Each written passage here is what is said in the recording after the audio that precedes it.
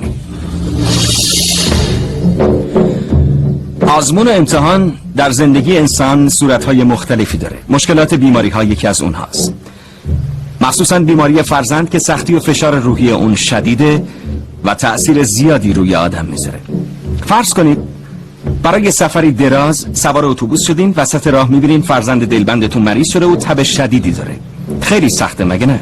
آدم رنج میبره. ولی شفای بیماری بچه‌تون رو خودتون مدت‌ها قبلش رقم زدین. چطور؟ این رازو در زندگی معلم عزیزی کشف میکنید که همیشه دلش برای خوبی کردن در حق دیگران میتپه. با هم میبینیم راز راه. بچه‌ها درسمون تموم شد. هفته گذشته تعدادی از شما نتونستین کتاباتون رو بخرین. همه کتاب ریاضیتون رو گرفتین؟ بله آقا. خوبه. میشه آقا معلم؟ درستم؟ بفرمایید آقا معلم. مثل که تو مشکلی داری. پدرم بیکار آقا معلم، نتونست برام کتاب بخره. باشه، من یه کتاب برات میخرم. خیلی متشکرم آقا معلم. ولی به یه شرط، باید خوب درس بخونی و همیشه 20 بگیری. قبوله؟ قبوله. حالا پاشو برو، زنگ تفریح.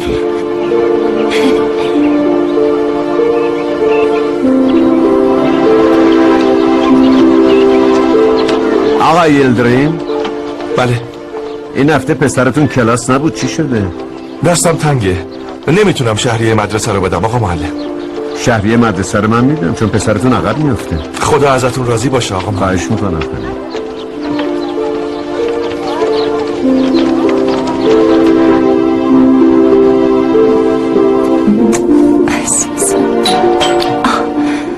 کی میتونه باشه؟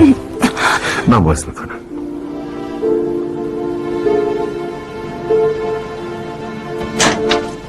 بفرمایید. معذرت میخوام آقای خلوصی که این وقت شب مزاحم شدم. چی شده؟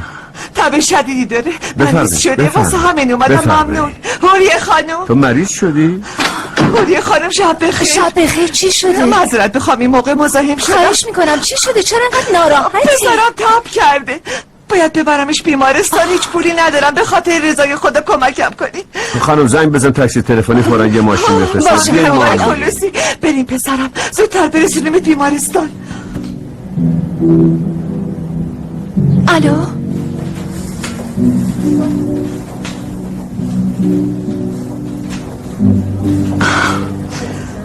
حال بچه چطوره؟ تبش آوردم پایین، خیلی بهتره. خدا ازتون راضی باشه آقای خلوصی. وظیفه‌م بود. ممنون. گفتم باید چند ساعت دیگه بچه رو اینجا نگه دارم. فکر کنم همسرم نگران باشه. حالا که بچه حالش بهتره من میرم. زحمت دادیم. خب دیگه بای جان. ممنون.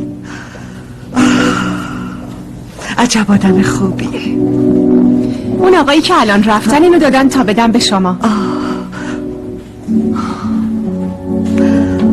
خدا ازت راضی باشه آقای خلوصی.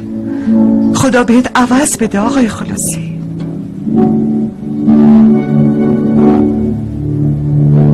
این پول مال بچه هاست، بچه‌ای که نمیتونه شهریه مدرسه رو بدن. ممنون آقای خلوصی، شما برای همه سرمشق هستین. این ما همه کارکنان مدرسه شما رو سرمشق قرار دادن. اول از همه خود من. هر کس به نسبت تواناییش یه پولی کنار گذاشته. به این ترتیب هیچ شاگردی به خاطر شهریه پشت در کلاس نمیمونه. راستی براتون خبری هم دارم. چه خبری؟ حکم انتقالتون اومده آقای خلوصی. منتقل شدین به تکیرداغ. انشالله خیره. هر جایی بفرستنم باید انجام وظیفه کنم. برام هیچ فرقی نمیکنه.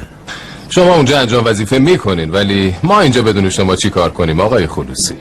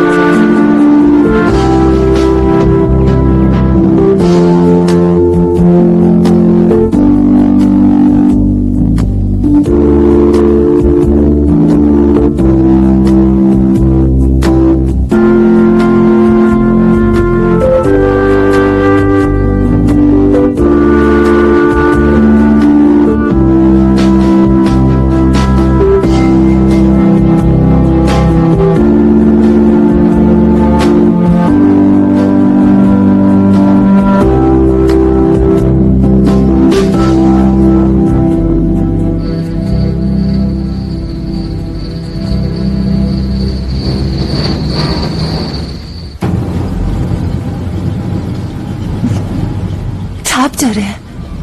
آخه عزیزم حتما خیلی ناراحته. حالا چی کار کنیم خلوصی؟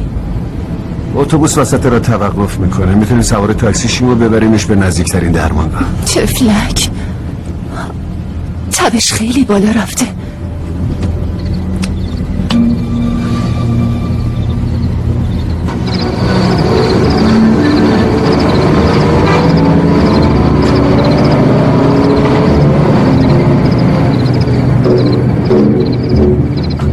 میتونیم پیاده شیم. کجا میشه پل چای اون طرف. پل چایتون با شرکته. اینجا چقدر توقف میکنه؟ حدود نیم ساعت دیگه راه میافتیم. خلوصی مگه این وقت شب اینجا تاکسی پیدا میشه؟ باید پیدا کنیم، چاره دیگه نداریم. پس بهتره عجله کنیم، تبش خیلی بالا رفته.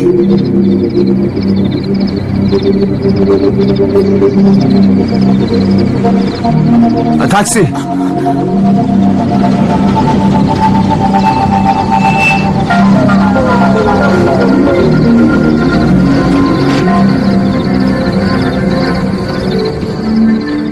بگیرش.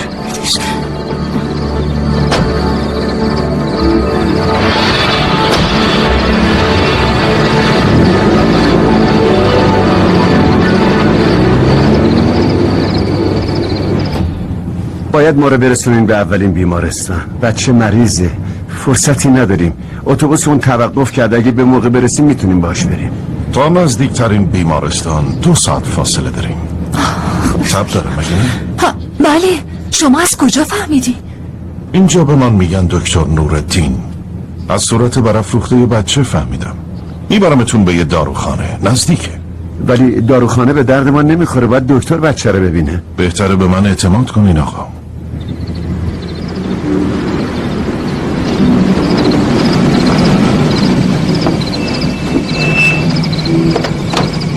نگران نباشین، الان دواشو میگیرم میام، زود حالش خوب میشه. ما دوا لازم نداریم، دکتر لازم داریم. میدونم نگران نباش، الان میام.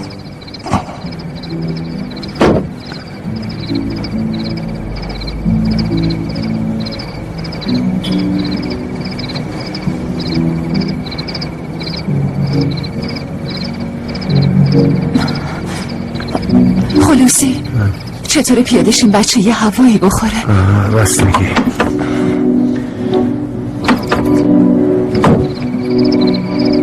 بنشون.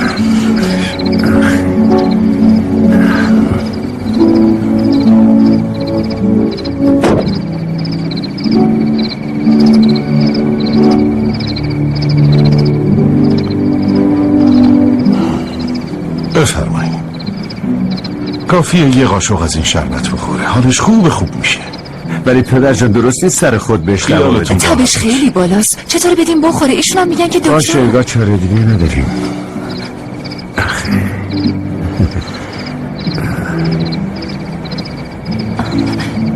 بیا عزیزم بیا.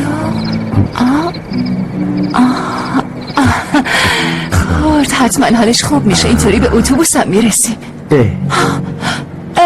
ولی تاکسی کجا رفت؟ همین الان اینجا بود، پولش هم ندادیم. مثل اینکه داره برمیگرده.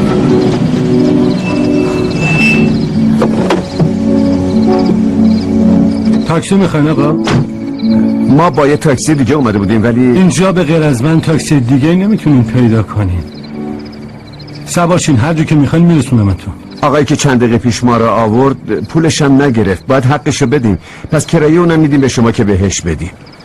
باشه، ولی من راننده‌ای رو که میگین از کجا پیدا کنم؟ اسمش نورالدین بود، گفت بهش میگن دکتر نورالدین. دکتر نورالدین؟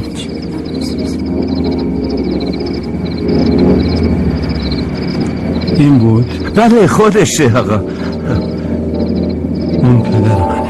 پس پول میدیم به شما، بدیم به پدرتون، از طرف من تشکر کنیم. امکان نداره. پدر من 10 سال پیش فوت کرده. غیر ممکنه. خدای من. اینجا به من میگن دکتر نورالدین. از صورت برافروخته بچه فهمیدم. بفرمایید. کافیه یه قاشق از این بخوره، حالش خوب میشه. بفرمایید سوارشین، هر جا بخوایم میرسونمتون.